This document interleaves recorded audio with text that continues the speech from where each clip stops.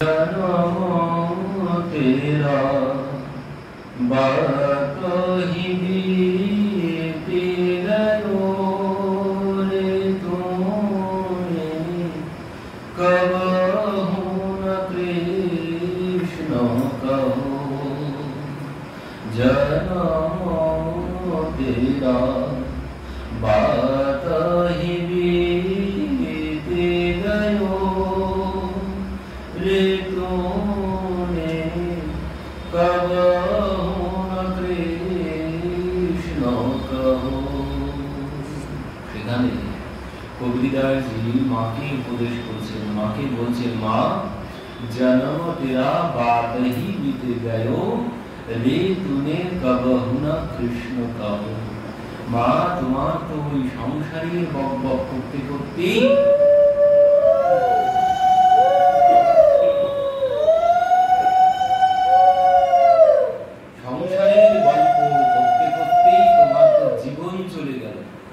তুমি এখনো ভগবানের নাম করলে না। তোমার এই বদন তুমি কি জন্য পেয়েছো, এই শরীর তুমি কি জন্য পেয়েছো? মা তুমি যে জন্য এই শরীর পেয়েছো সেই কাজে তুমি এখনো ব্যবহার করলে না। তোমার তো চলে যাওয়ার সময় হলো, তুমি আর কবে ভগবানের নাম করবে?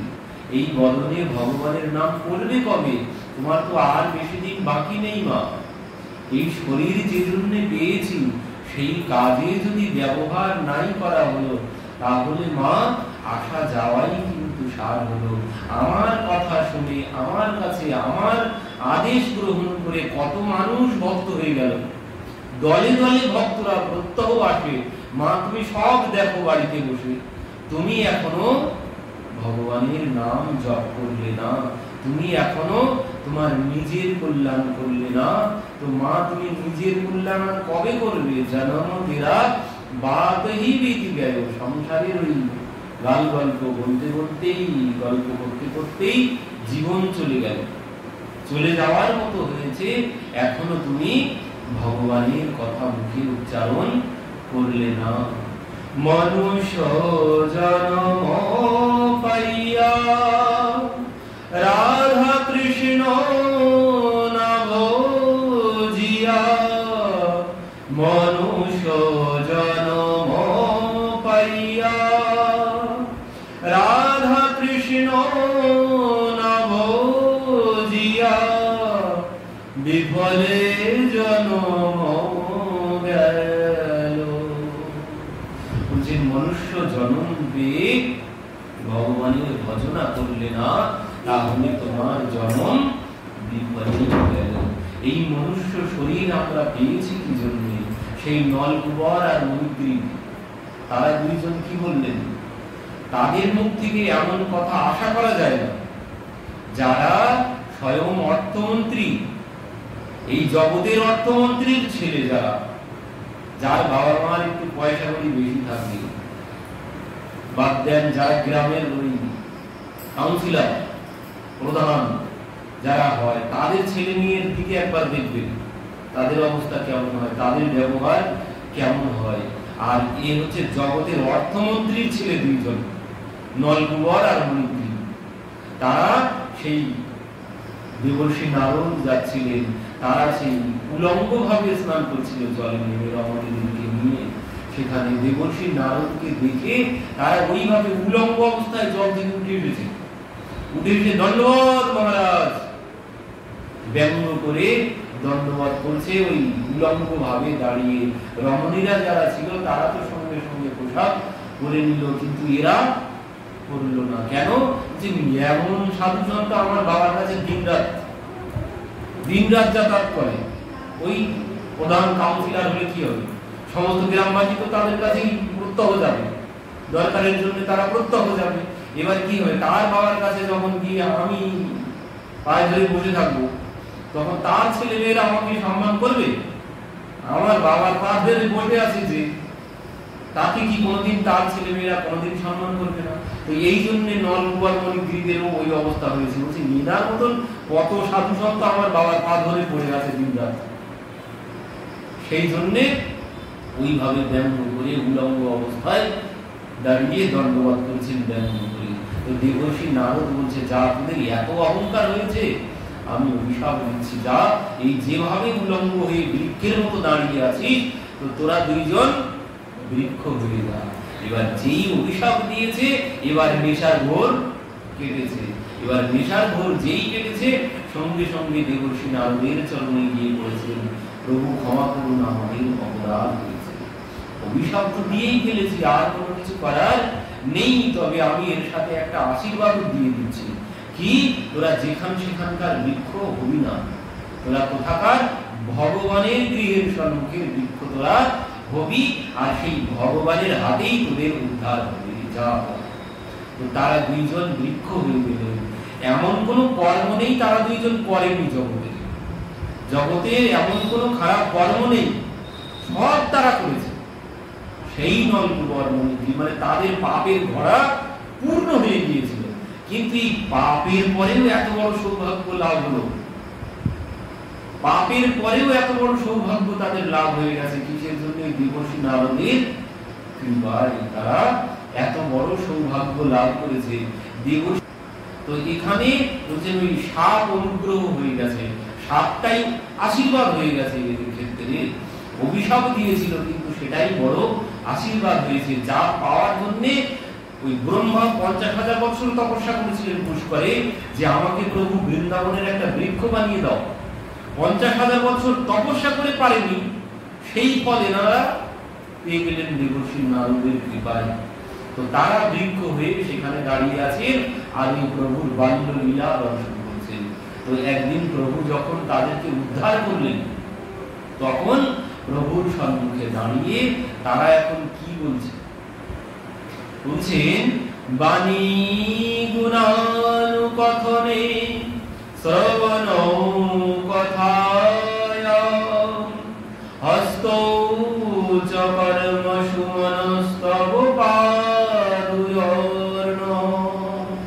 স্মৃত্বা শিরস্তব নিবাস জগৎ প্রণামে দৃষ্টি শতং চ দর্শনে ভগত্যনুনাম।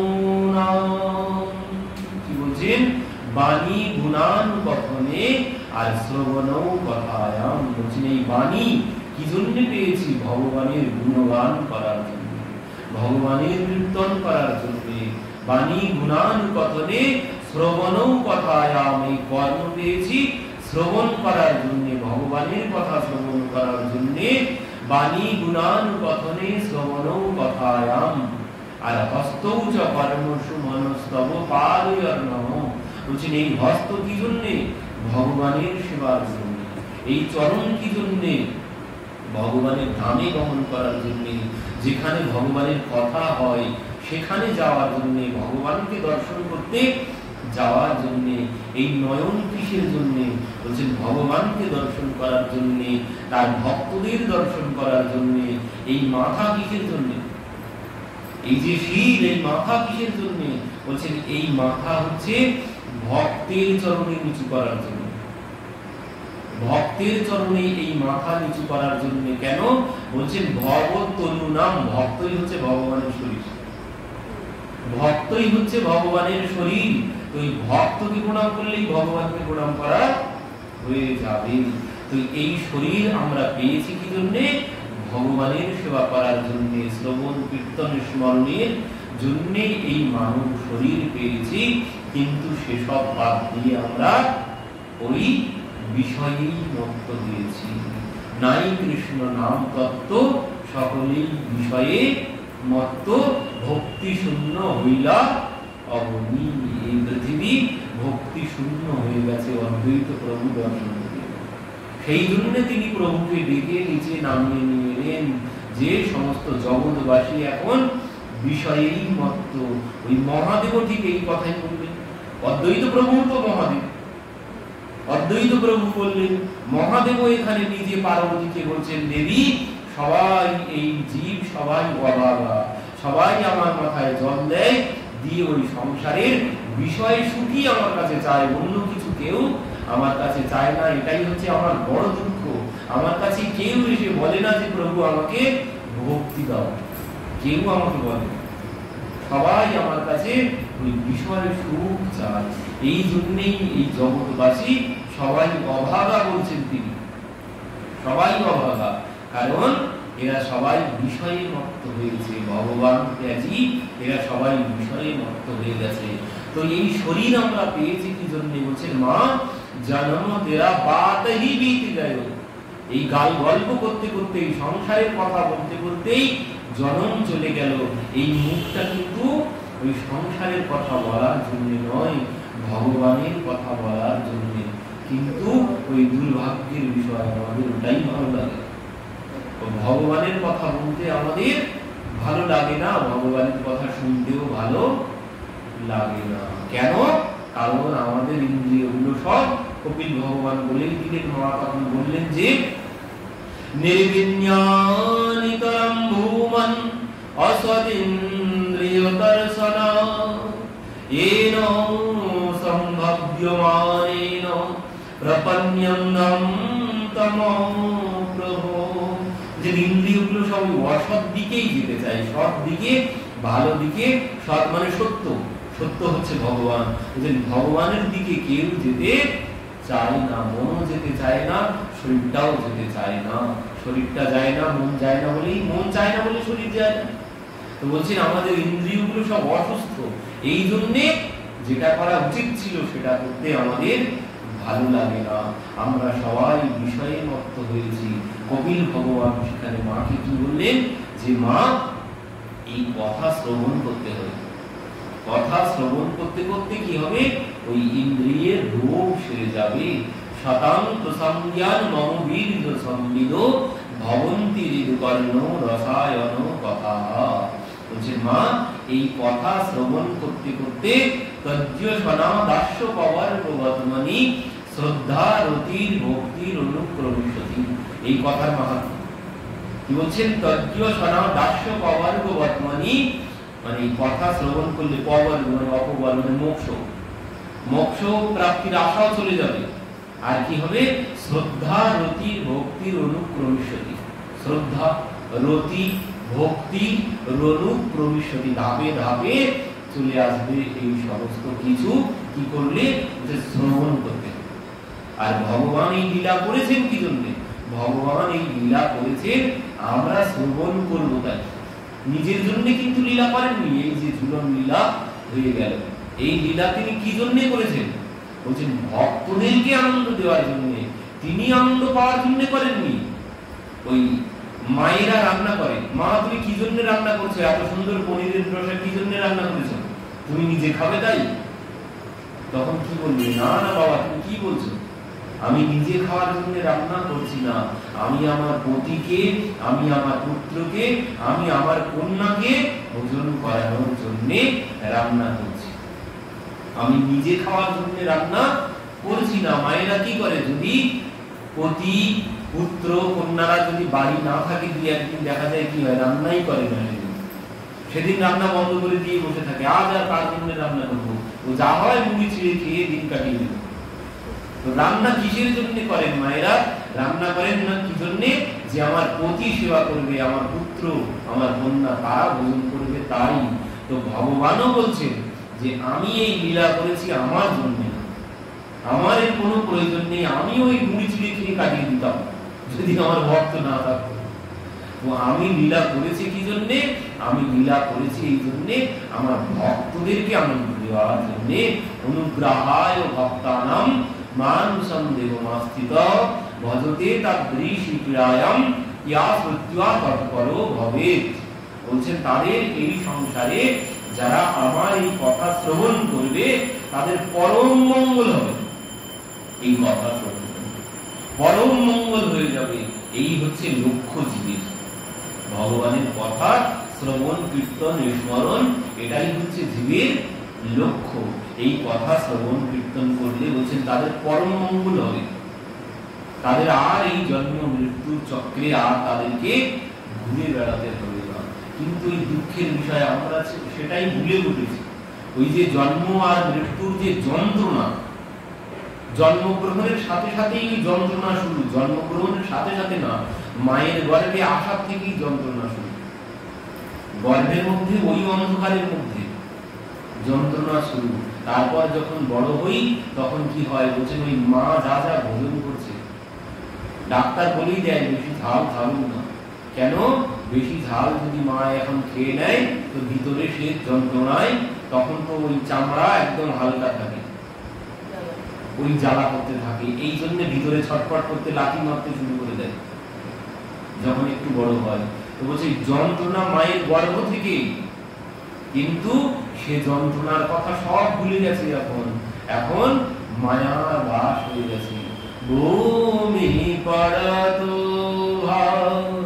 দাবার পানি জিমি জীবহি মায়ালে কোটানি। বুঝলেন, ওই বৃষ্টির ফোঁটার মতো, যতক্ষণ না বৃষ্টির ফোঁটা নিচে ভূমি স্পর্শ না করছে ততক্ষণ কিন্তু পরিষ্কার ছিল, স্বচ্ছ ছিল। যতক্ষণ মায়ের গর্ভে ছিলাম ততক্ষণ স্বচ্ছ ছিলাম, ততক্ষণ কথা দিয়েছি প্রভু একটা বার সুযোগ দাও, আর এখানে আসবো না, এবার গিয়ে তোমার নাম করবো। কিন্তু যেই এই ভূমি স্পর্শ করেছি ওই কাদার সাথে মিশে কাদা হয়ে গেছে। এখন আমি ওই মায়ার দাস হয়ে গেছি। এখন ওই সংসার আমার, আমি যে কে আর আমার যে কে, আমি যে কি জন্য এসেছি সব ভুলে গেছি। তো বলছি এই লীলা স্মরণ করলে কি হয়? এই লীলা শ্রবণ কীর্তনের স্মরণের মধ্যে ভাগবত বলেছেন, আমরা সেদিন শ্রবণ করলাম, তস্মাৎ ভারত সর্বাত্মা ভগবানীশ্বর হরি শ্রোতব্য কীর্তিতব্য স্মরতব্য চেতাভয়ম। বলছেন এই শ্রবণ কীর্তন স্মরণ। তো এই শ্রবণ কীর্তনের স্মরণ করলে কি হবে? বলছেন শ্রবণ কীর্তনের স্মরণ করলে, ওই কিছুদিন আগে গরম পড়েছিল, তো এই যে গরম পড়েছে প্রায় 40-45 ডিগ্রি গরম পড়েছে, তো সেই গরমের সময়ও কিছু মানুষের কিন্তু কোনো কষ্ট হয় না। কাদের কষ্ট হয়নি? যাদের ঘরে এসি লাগানো আছে তাদের কিন্তু কোনো কষ্ট হয়নি। কষ্ট কাদের হয়েছে? যাদের কোনো ঘরে কোনো এসি বসানো নেই, যারা রাস্তায় রাস্তায় ঘুরে বেরিয়েছে তাই তাপ সহ্য করেছে। যাদের ঘরে এসি বসানো আছে তাদের কোনো যন্ত্রণা, তারা জানেই না যে বাইরে কত তাপ পড়েছে। তারা যেই 10টা বেজেছে সঙ্গে সঙ্গে ঘরের দরজা বন্ধ করে দিয়ে এসি ছেড়ে দিয়ে বসে আছে, বাইরে যে কত তাপ পড়েছে তারা কোনো কিছুই জানে না। তো বলছে এই যে এই জগতের এসি, আর বলছে এই যে ভগবানের কথা, এই শ্রবণ কীর্তনের স্মরণ, বলছেন ওই এসির থেকেও বড় এসি হচ্ছে এই এসি। এই যে ভগবানের কথা রূপী এসি, এর মতো বড় এসি আর জগতে নেই। বলছেন যদি এর মধ্যে কেউ বসে থাকতে পারে একবার, তাহলে তার আর জগতের কোনো তাপ সহ্য করতে হবে না। এর মতো আর বড় এসি নেই। ও এসির বিল দিতে হবে, কিন্তু এই এসির কোনো বিল দিতে হবে না, একদম ফ্রি পয়সা। এই এসির মধ্যে যারা একবার বসতে পেরেছেন জগতের কোনো তাপ তাদের কিন্তু লাগেনি। ওই ঘরের এসির মধ্যে যারা বসে আছেন ওর মধ্যে বসেও তারা ছটফট করছেন, মনে শান্তি নেই। হয়তো বাইরের গরম লাগছে না কিন্তু মাথা ঠান্ডা নেই, যন্ত্রণায় জ্বলে মরছে ওই এসির মধ্যে বসে। কিন্তু বলছি এই এসির মধ্যে যদি কেউ বসেন তাহলে কি হবে? যেন ভিতর বাইরে সব ঠান্ডা হয়ে যাবে, কোনো টেনশন তোমার গায়ে আসবে না। ওই যে সংসারের যে ত্রিতাপ জ্বালা, আদি দৈবিক আধ্যাত্মিক আদি ভৌতিক, এই সমস্ত কোনো তাপ তোমাকে আর সহ্য করতে হবে না, যিনি এই এসির মধ্যে ঢুকতে পারবেন।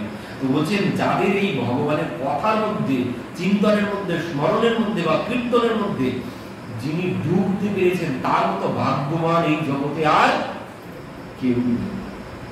যার এই মন এই কথার মধ্যে বসেছে তার মতো ভাগ্যবান জগতে আর কেউ নেই।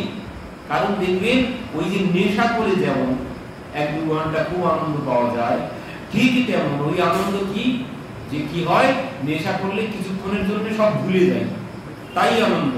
কিন্তু এই লীলা কথা শ্রবণ কীর্তনের স্মরণের মধ্যে যদি কেউ ডুবতে পারে, ওই 2 ঘন্টা না সারা জীবন ওই নেশা করলে যে সুখ, ওর থেকে 100 গুণ বেশি সুখ পাওয়া যাবে। ও তো আরো ব্যাড এফেক্টও আছে অনেক ওই নেশায়। পাসপত্র খারাপ হয়ে যাবে, রাস্তার উপরে শুয়ে থাকবে, কুকুরে এসে প্রস্তাব করে দিয়ে যাবে মুখে, নানান রকমের সমস্যা। কিন্তু এই নেশার মধ্যে যদি কেউ একবার ডুবতে পারে, যে মঙ্গলই মঙ্গল, পরম মঙ্গল হয়ে যাবে যদি কেউ এই লীলা শ্রবণ যখন করতে পারবো, শ্রবণ করলাম। এখন তো শ্রবণ করাটা কোনো অসুবিধা নেই, সর্বক্ষণ শ্রবণ করা যায়, মোবাইল চালিয়ে সর্বক্ষণ শ্রবণ করা যায়। শ্রবণ না করতে পারলাম, মনে মনে স্মরণ করতে লাগলাম। তো বলছেন এর মধ্যে ডুবে থাকতে হবে 24 ঘন্টা। 24 ঘন্টা যদি এর মধ্যে ডুবে থাকি, মনটা ওই চিন্তনের মধ্যেই থাকবে, শরীরটা সংসারের সমস্ত কাজকর্ম করবে। তো বলছেন এই হচ্ছে সব থেকে বড় এসি। এর মতো এসি আর জগতে নেই। এর মধ্যে যদি ডুবে থাকতে পারি, তাহলে তোমাকে আর কোনো যন্ত্রণা, কোনো তৃতা কিছুই ভোগ করতে হবে না। সংসারের তাপ, যারা এই এসির মধ্যে বসেছেন তাদের গায়ে কিন্তু কোনো কিছুই লাগেনি। যেমন সেই মীরাবাই, তাকে কত অত্যাচার করা হয়েছে, কোন অত্যাচার করা হয়েছে, তাকে কোনো কিছুই হয়নি। তার রানা কত ভাবে তাকে অত্যাচার করেছে। ভূত বাংলোর মধ্যে 4-5 দিন দরজা বন্ধ করে রেখে দিয়েছে। ঘরের মধ্যে নাকি সেই ঘরে কেউ যায় না, সেখানে ভূত আছে। রাত্রিতে নানান রকমের শব্দ শোনা যায়, ভয়ঙ্কর ভয়ঙ্কর। সেই ঘরের ভিতর থেকে, সেই ঘরের মধ্যে দিয়ে বাইরে থেকে তালা দিয়েছে।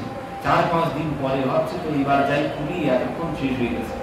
তো বাবা যেই দরজা খুলেছেন, সশরীরে মীরা আস্তে আস্তে সেই মেরে তো গিরিধারী গোপাল গাইতে গাইতে মীরা বাইরে চলে আসে। কোনো কিছুই তার হয়নি। তারপর কি হয়েছে, কোনো কিছুতে যখন কিছুই করতে পারলেন না, তখন কালকুট বিষ এনে দিলেন, বিষ পান করতে হবে।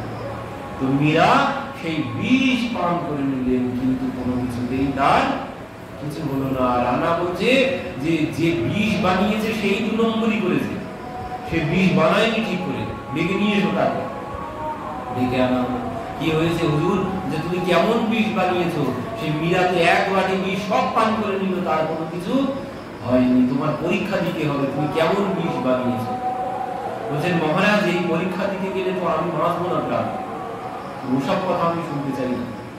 পরীক্ষা তোমাকে দিতেই হবে, তুমি কেমন বিষ বানিয়েছো দেখি। এবার কি করেছে, সেই বিষের বাটিটা হাতে নিয়ে সেই যে বানিয়েছিল সে কি করেছে, ওই শুধু একটু আঙুল স্পর্শ করেছে ওই বিষে, আঙুলটা স্পর্শ করে নিয়ে ওই আঙুলটা জিভে স্পর্শ করেছে মাত্র, সঙ্গে সঙ্গে সে সেখানে প্রাণ হারিয়েছে। কিন্তু মীরার কোনো কিছু হয়নি। কেন?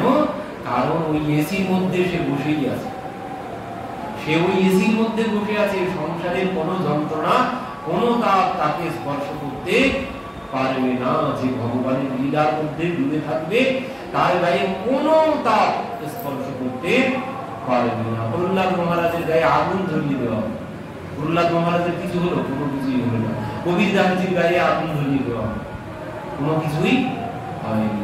কবির দাসজি আরো বেশি রূপবান হয়ে গেছে। কবির দাসজি আগে নাকি কালো ছিল, রঙে চাপা ছিল, কিন্তু যখন কবির দাসজিকে আগুনের মধ্যে প্রবেশ করানো হলো, আগুন ধরিয়ে দেওয়া হলো, কবির দাসজি আগুন থেকে যখন বেরিয়ে এলেন, তখন সোনার মতো বর্ণ হয়ে গেছে কবির দাসজি। কেন? বুঝলেন, এনারা সর্বক্ষণ ভগবানের ওই লীলার মধ্যে ডুবে আছেন, তারা এই জগতে থাকেন না। এই জন্যে আগুনের তাপও তাদের গায়ে স্পর্শ করছে না। প্রহ্লাদ মহারাজকে কত ভাবে অত্যাচার করা হয়েছে, পাহাড় থেকে ফেলে দেওয়া হয়েছে, বিষ পান করানো হয়েছে, পাগলা হাতির পায়ের তলায় দেওয়া হয়েছে, কোনো কিছুই হলো না। এই কবির দাসজিকে পায়ে লোহার শিকল বেঁধে গঙ্গার জলে ফেলে দেওয়া হলো, মাঝখানে গিয়ে, গঙ্গার মাঝখানে গিয়ে। এবার কবির দাসজি বলছে, প্রভু তোমার নামে ভববন্ধন কেটে যায়, আর এই সামান্য লোহার শিকলের বন্ধন কাটবে না? সে কি করে হয়? যেই বলেছে সঙ্গে সঙ্গে সেই শিকল খুলে গেছে, তিনি সাঁতার দিয়ে তুলে চলে এসেছে। এই হচ্ছে বলছেন এই লীলা স্মরণ, লীলা চিন্তন কীর্তনের মাহাত্ম্য। এই লীলা রূপ এসির মধ্যে বসে থাকতে হবে সর্বক্ষণ, তাহলে আর তোমাকে কোনো তাপ স্পর্শ করবে না। তো জগতে তারাই ভাগ্যবান। কারা ভাগ্যবান? স্বাগতম গো মহাভাগা।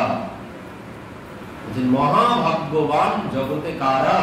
ভগবান নিজে মুখে বললেন মহাভাগ্যবান তারা যারা ওই সংসার ত্যাগ করে, যাদের মনটা আমার দিকে এসেছে। এই রাত্রিতেই স্ত্রী পুত্র পতি সমস্ত কিছু ত্যাগ করে যারা চলে এসেছে, স্বাগতম গো মহাভাগা প্রিয়ম কিম করবানিব, বলো আমি তোমাদের জন্য কি করতে পারি? জগতে তোমাদের মতো ভাগ্যবান আর কেউ নেই। তোমরা সবকিছু সংসার ত্যাগ করে আমার কাছে চলে এসেছো। তো বলছেন ওই ঠিক যারা সংসার থেকে মনটা সরিয়ে নিয়ে ভগবানের চরণে দিতে পেরেছেন, তারাই হচ্ছেন এই সংসারে মহাভাগ্যবান। শুধু ভাগ্যবান নয়, ভগবান নিজে মুখে বললেন যাদের মনটা আমার কাছে এসেছে, যে আমার কাছে এসেছে সেই হচ্ছে শুধু ভাগ্যবান নয়, সেই হচ্ছে মহাভাগ্যবান, যাদের মনটা ভগবানের চরণে লেগেছে। আর এই ভগবানের চরণে একবার মন লাগাতে পারলে সংসারের তাপ তাকে কোনো স্পর্শ করবে না। কত কষ্টের মধ্যে থেকেছেন এই সমস্ত কলিযুগের ভক্তরা, নামদেবজি, রায়দাসজি, এনারা কত কষ্টের মধ্যে থেকেছে। কষ্টই বলে তাদের মনেই হয়, কষ্ট বলে তারা মনেই করেননি। সেই ভগবান একদিন বলছেন রুক্মিণী দেবীকে, রুক্মিণী তাড়াতাড়ি ভোজন লাগাও, খুব খিদে পেয়েছে। রুক্মিণী দেবী বলছেন প্রভু তুমি হস্ত ধৌত করো, আমি ভোজন দিয়ে দিচ্ছি। এবার প্রভু হাত ধুয়ে বসেছেন, রুক্মিণী দেবী ভোজনের থালা এনে সম্মুখে দিয়েছেন। প্রভু থালায় হাত দিয়েছেন, এমতো সময় কি হয়েছে, ওদিকে সেই সুদামা গোবিন্দায় নম বলে একটা ছোট্ট কলা পাতার উপরে ওই একটা চাল, দুখণ্ড একটা চাল গোবিন্দায় নম বলে সমর্পণ করেছেন। আর যেই সমর্পণ করেছেন, প্রভু বলছেন রুক্মিণী হাত ধোয়ার জল দাও। কেন প্রভু, তুমি তো এখনো ভোজন করলে না? বলছে আমার ভোজন করা হয়ে গেছে, তোমার আগে আমার ভক্ত আমাকে ভোজন করিয়ে দিয়েছে। প্রভু হায় হায়, কে এমন বড় ভক্ত যে আমার আগে তোমাকে ভোজন করিয়ে দিয়েছে? দেখবে কে আমার ভক্ত? তখন বলছে ওই দেখো আমার ভক্ত, নিচের দিকে তাকাও। তখন দেখছেন সুদামা ছোট্ট একটা কলা পাতার উপরে একটা চাল, দুখণ্ড ভাঙা চাল, একটা ওই চাল দিয়েছে। ওই আমার ভক্ত, ওই ভক্ত আমাকে ভোজন করিয়েছে। হায় হায় প্রভু, এমনও ভক্ত তোমার জগতে আছে, এমনও ভক্ত আছে তোমার জগতে। প্রভু তুমি কি করে আছো? তোমার ভক্তের এমন অবস্থা, তুমি এখনো এইভাবে কি করে আছো? তোমার ভক্তের এই দুঃখ দূর করতে পারো না? বলছে আমি কি করে দুঃখ দূর করব? রুক্মিণী তোমার মনে হচ্ছে এটা দুঃখ, কিন্তু আমার ভক্ত কোনোদিনই এখনো ভাবেনি যে এটাই তার কষ্ট। এটাই যে কষ্ট সে এখনো কোনোদিন ভাবেনি। তো সেই জন্য আমি তাকে সাহায্য করবো কি করে? তার তোমার মনে হচ্ছে যে সে খুব কষ্টে আছে, কিন্তু এই কষ্ট তার কাছে কোনো কষ্টই না, সে কোনোদিন ভাবেইনি যে এটা কষ্ট। তো আমি তার কি দুঃখ দূর করবো? যার কোনো দুঃখই নেই আমি তার কি দুঃখ দূর করবো? রুক্মিণী দেবী বলছেন ওসব কথা আমি শুনতে চাই না, তুমি এক্ষুনি সাহায্য করো, এমন দুঃখ আমি দেখতে পাচ্ছি না ভক্তির।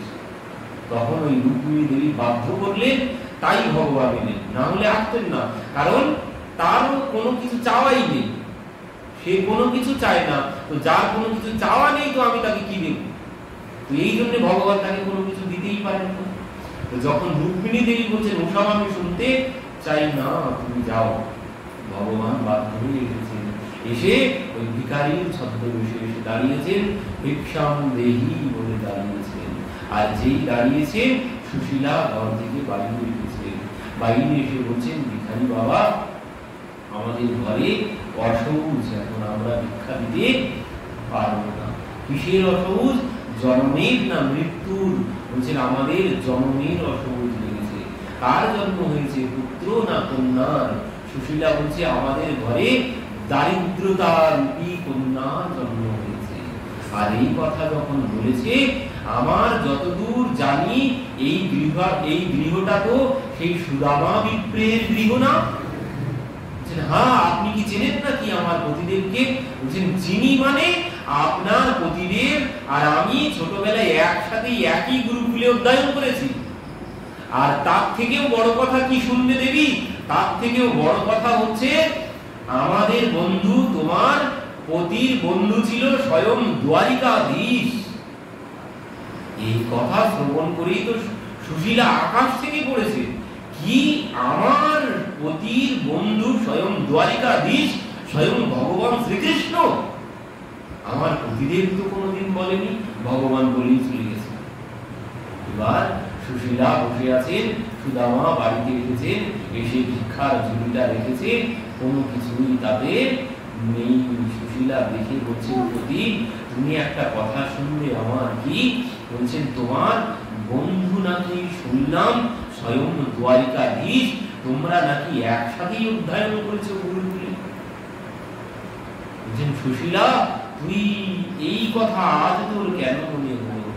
মনে হয়েছে তোমার এই অবস্থা দেখে এক মুষ্টি ভিক্ষাও তোমাকে কেউ দেয়নি, তো তুমি তো তোমার বন্ধুর কাছে যেতে পারো, তার কাছে গেলে আমাদের এই কষ্ট আর থাকবে না, কারণ তোমার বন্ধু স্বয়ং ভগবান, তার কাছে গেলে আমাদের কোনো কষ্ট থাকবে না, তুমি তার কাছেই যাও।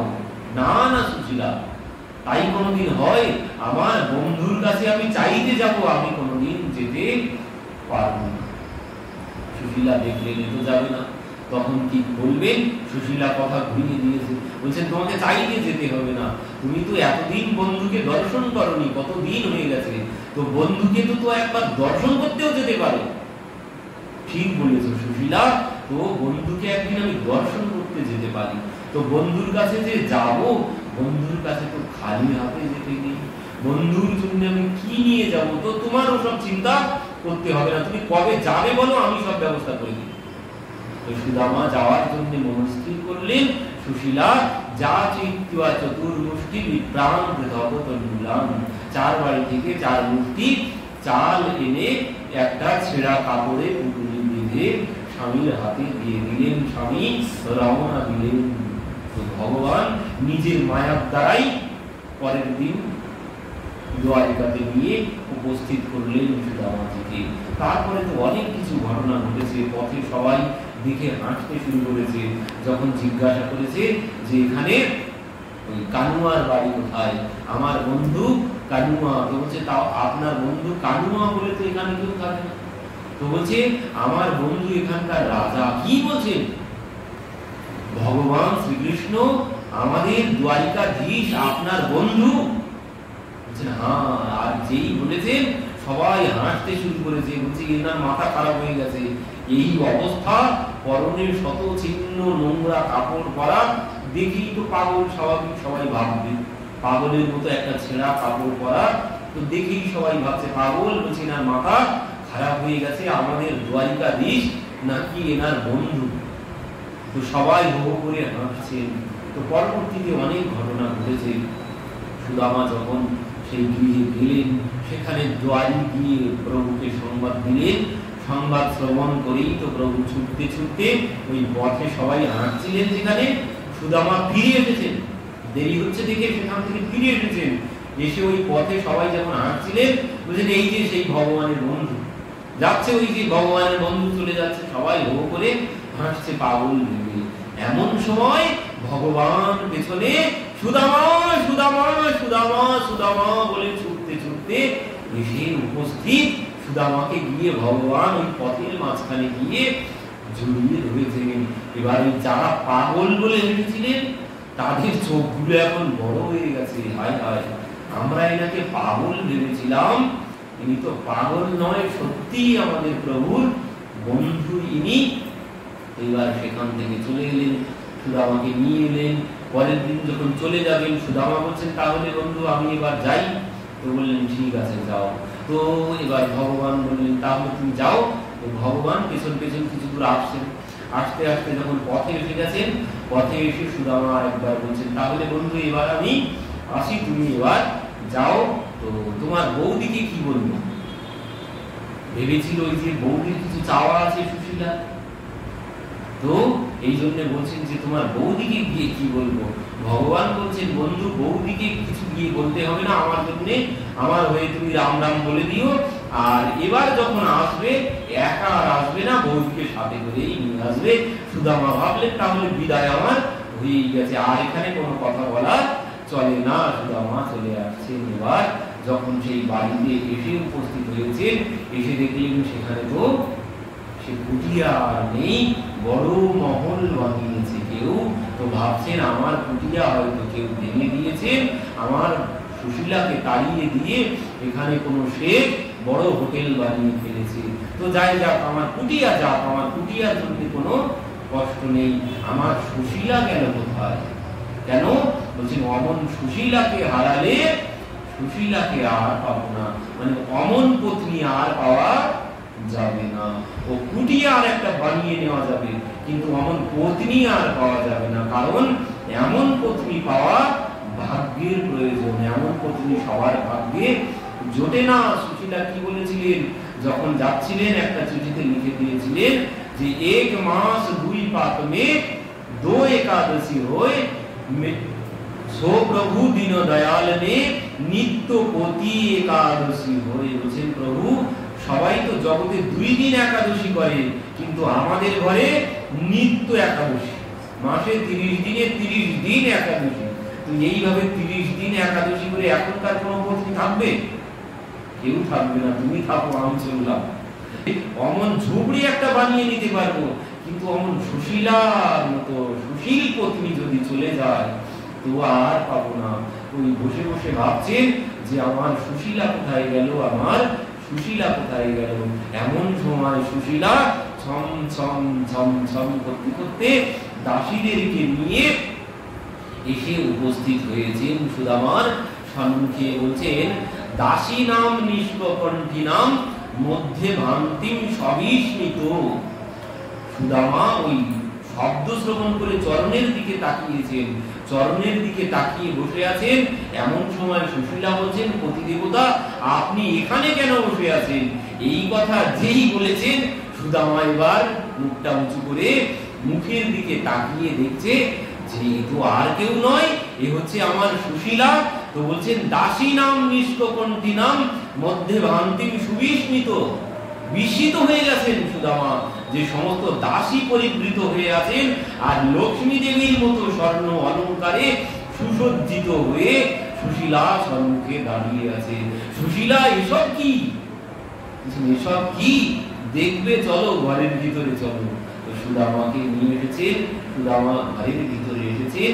ঘরের ভিতরে এসে দেখছেন স্বয়ং ভগবান বসে আছেন। ভক্তবৎসল ভগবান কি জয়।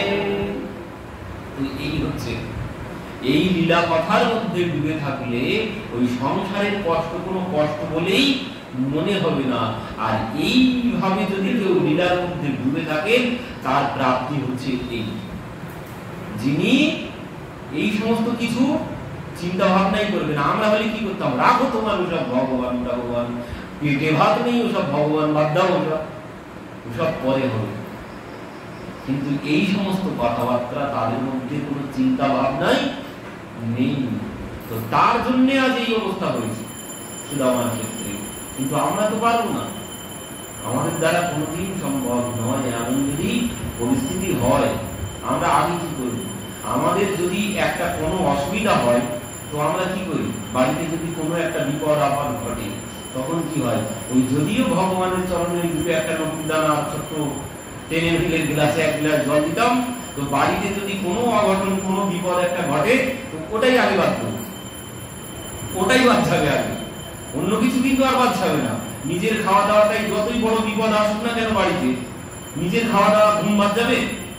যাবে না, কিন্তু ওটাই বাদ দেবো। ওই দুটো নতুন দানা হাত দিতে ভালো লাগবে, ও আর দেবো না, ওটাই আমাদের আগে বাদ যাবে। তো বলছে না, অমন নয়, যে ভগবানকে আগে নিজের সবকিছু বাদ দিয়ে ভগবানের সেবা আগে করতে হবে। ভগবানের দূতরা যখন বিমান নিয়ে নিতে গেছেন ধ্রুবকে, তো সেখানে ধ্রুব তখন কি করছিলেন? ধ্রুব তখন ওই ভগবানের সেবাই করছেন, ভগবানের চরণে ফুল তুলসী দিচ্ছিলেন। এমন সময় ওই দূতরা এসেছেন বিমান নিয়ে যাওয়ার জন্য। তো সেখানে ধ্রুব কি বলছে? ধ্রুব বলছেন, আমি আগে আমার ভগবানের সেবা করে নি, তারপর আমি যাব।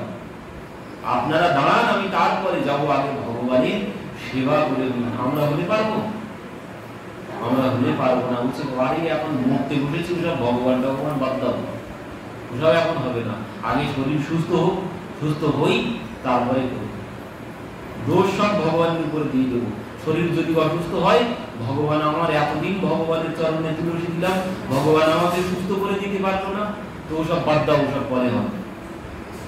অনেকদিন করে দেখেছি, ওতে কোনো জুই লাভ হয়নি, ওটাই আগে আমাদের বাদ যায়।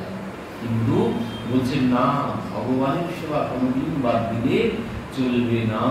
তো আমরা শ্রবণ করছিলাম কবির আহার, কবির দাহজি মাকে বলছেন যে মা জন্ম তেরা বাত হি বিতে যায়। ও মা, ওই সংসারের কথা বলতে বলতে, সংসারের গল্প শুনতে শুনতেই জন্ম চলে গেল। এখনো তুমি ভজন সাধন করলে না, আর কবে ভজন সাধন করবে?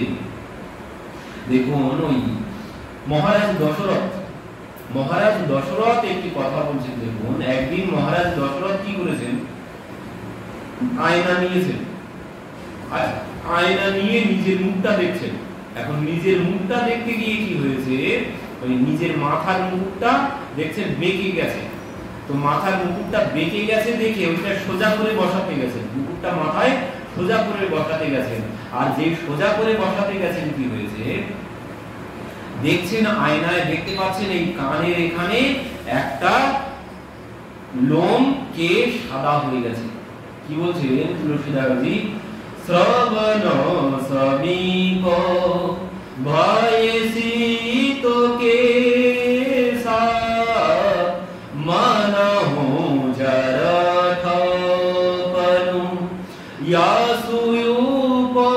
ইয়াসুয়ুপদেশা নিপজুবরাজু রাম কাহু দেহু জীবন জনমলা ভুনি কোলেহু শ্রবণ সমীপ ভয়সি তোকে সা মানহু জরঠপনু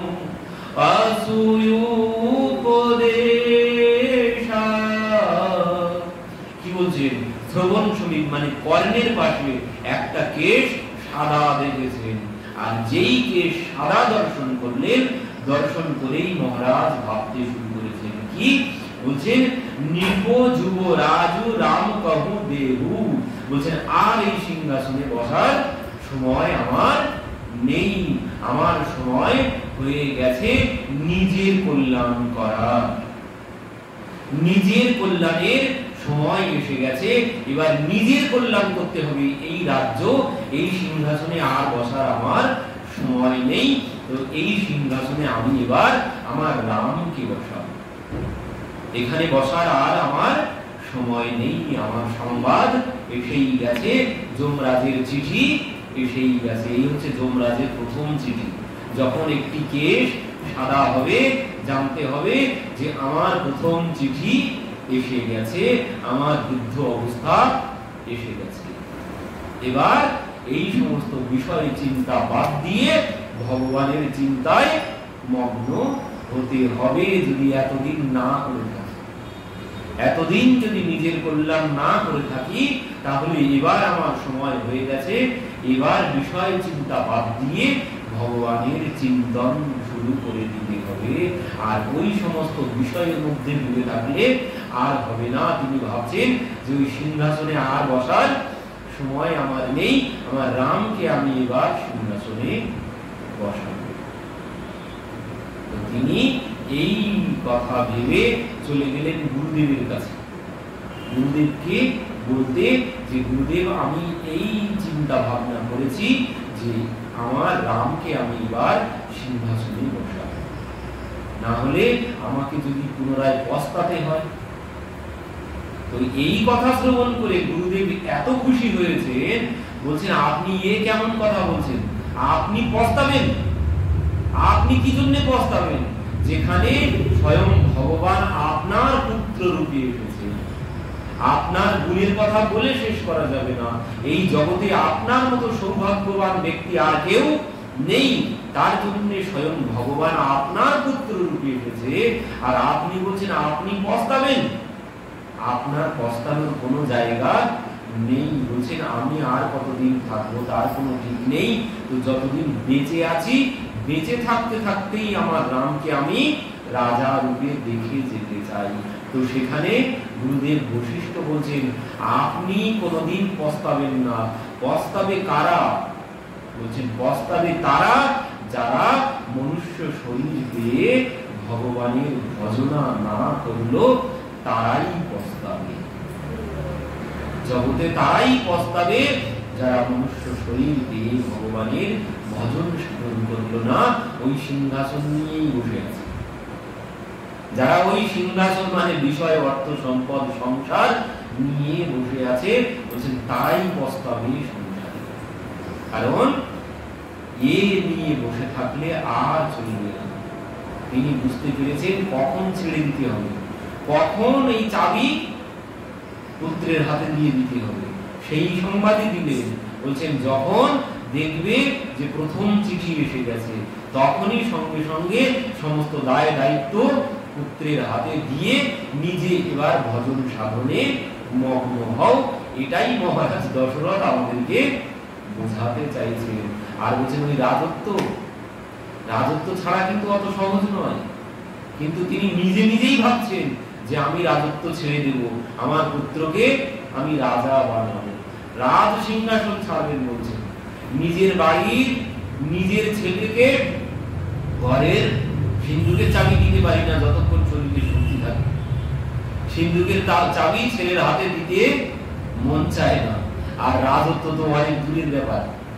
মরে গেলেও রাজত্ব বলছেন শরীরে যতক্ষণ প্রাণ থাকে ততক্ষণ ওই সিংহাসন ছাড়া যায় না। এর মধ্যে এমন আশা আছে, বলছেন ও রাজ্যবাসী যদিও আমাকে নাই চাপ, রাজ্যবাসী কেউ যদিও আমাকে নাও সহ্য করতে পারে, তবুও সিংহাসন ছাড়া যাবে না। এর মধ্যে এমন আশা লেগে আছে, যদি ওই প্রাণ সংকট যতক্ষণ না হবে ততক্ষণ আমি ছাড়ব না।